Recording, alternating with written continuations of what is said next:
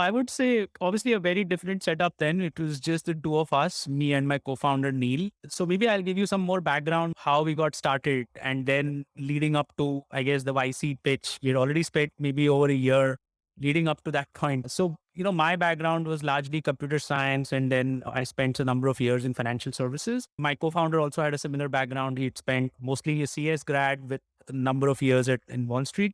So we were both itching to venture out and launch our own startup, but were not very sure about what exactly we were going to do. We decided to choose on fintech as the domain and within fintech credit specifically, just given our background. So we decided to quit our jobs in 2014 without really knowing exactly how this is going to go, what problem we are going to solve. We had some hypothesis, but we decided to quit and said that, okay, that's the only way we'll be able to kind of go out there, figure out in the market and put ourselves in a spot where we had to figure it out almost. So when we pitched to YC, by then we had probably spent 15 months or so trying out different things. While we were still two of us, there was a lot of work which had gone behind, like really figuring out a customer problem where we could come out with a solution and solve that customer problem. So by the time we went to YC, we really had a good understanding of the customer pain point. And that was something which YC really cared about. While we didn't have a team, we had launched with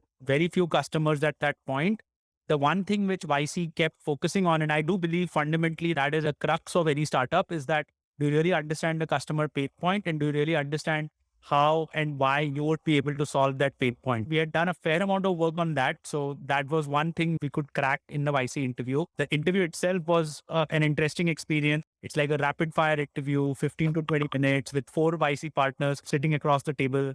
No answer can be too long because they cut you off if it's too long.